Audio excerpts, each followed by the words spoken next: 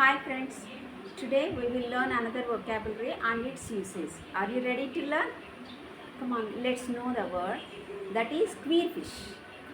Queerfish. Queerfish. Queerfish means the person whose behavior is unusual.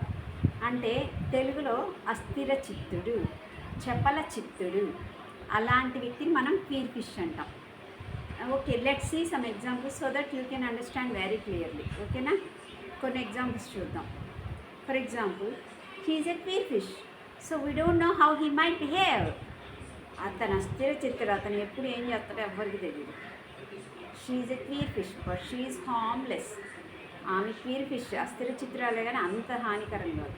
అలాగే my uncle was a queer fish, my uncle was a bit of queer fish but he had a kind heart.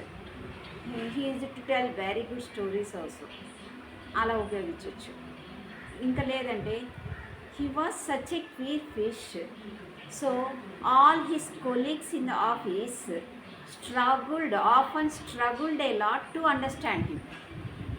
అతని office అతను కొద్దిగా he was such a queer fish లాంటి వాడు, అస్థిర చిత్రుడు. అందుకే అతని ఆఫీసులో మిగతా సబార్డినేట్స్ కొలీగ్స్ అంతా అతను అర్థం చేసుకోవడానికి చాలా ప్రాబ్లం ఫేస్ చేసేవాళ్ళు. So these are the examples where we can, I'm giving some examples where we can use this term or insert this term to make a sentence. So you can use wherever you want, okay? That depends upon your situation and the structure of the meaning of the sentence, okay? So ఇది put it in practice and keep it in your mind.